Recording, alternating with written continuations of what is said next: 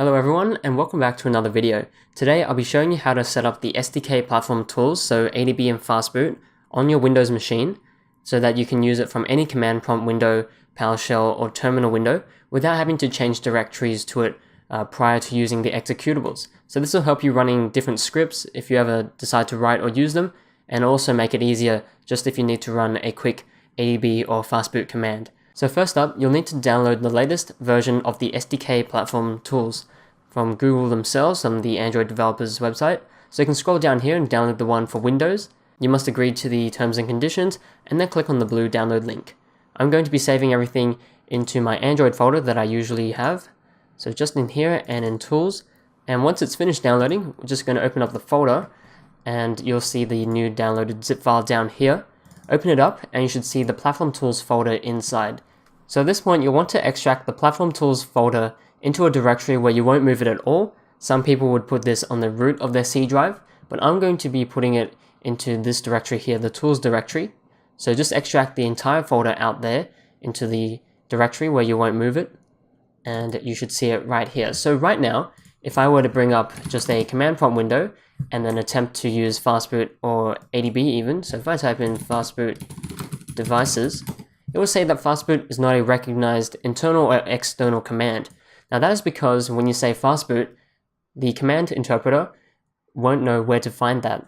So what we can do is add this folder right here with all our executables into the path environment variable. This is where the command interpreter actually looks through each of those directories to find the program that you type in. So in this case, fastboot. And to do that, it's quite simple. Open up a command prompt window like you have already, and you can type in sysdm.cpl, and that'll open up the system properties dialog here. Go over to the advanced tab, and then come down to environment variables, and you should see this window here. You should also get this bottom part where you can make a new one or edit or delete a system variable. Now under the system variables section, I want you to scroll down until you see path and just double click on it, and you should see a list of environment variables related to path.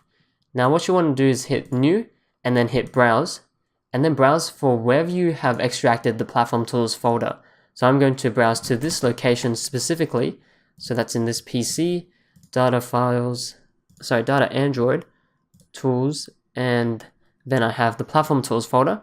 Make sure just Platform Tools is selected and not API or systrace.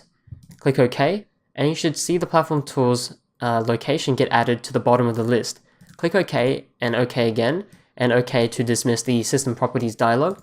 And when we open up a new command prompt window, we can now access fastboot and ADB and pretty much all of these executables in this folder. Now a good way to check this is to type in ADB version, and when you hit enter, and you can see it work just then, you'll get the version of the ADB executable, and you also get the location to where it is saved or run from. You can see it does match the location to where I've added it to the path environment variable. So if we try run fastboot devices again,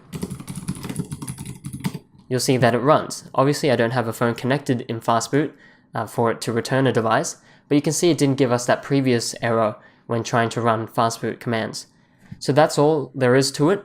So if you like this video, feel free to leave a like down below. If you have any other questions, feel free to also leave a comment down below, or even better yet, join us over on Discord, where we're more than happy to answer any other questions that you may have in greater detail, because the YouTube comment system is somewhat limited in that regard. So thanks for watching guys, and as always, happy flashing.